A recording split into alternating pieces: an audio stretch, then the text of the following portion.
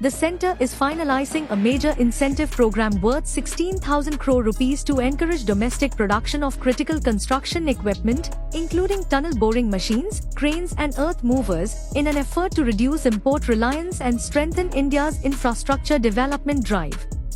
According to officials, interministerial consultations are underway and the scheme is expected to be launched in the next fiscal year. The initiative is designed to ease supply bottlenecks, promote indigenization, and ensure timely availability of equipment for large-scale infrastructure projects.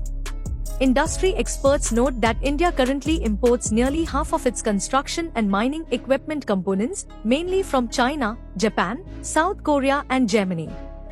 This dependence on overseas suppliers often creates supply-side challenges, especially during global disruptions.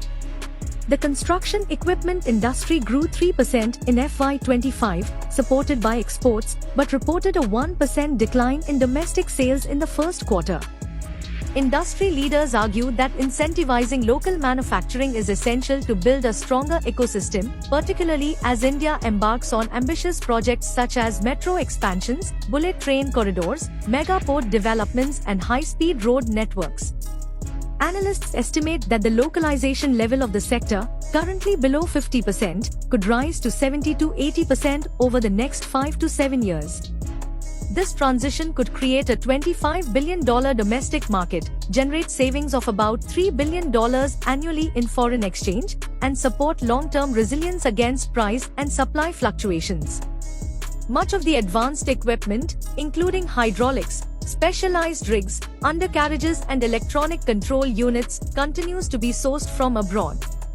To address delays and cost pressures, engineering and procurement companies are optimizing existing fleets, entering into closer partnerships with vendors, and incorporating risk-sharing clauses into contracts.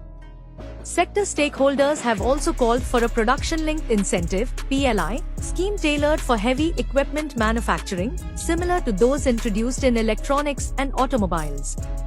As part of its infrastructure roadmap, India aims to quadruple port capacity by 2047, expand high-speed road networks to 200,000 kilometers, add new rapid rail and metro corridors, and advance bullet train projects. These initiatives are expected to sharply raise demand for indigenized construction machinery, making domestic capacity building a strategic priority.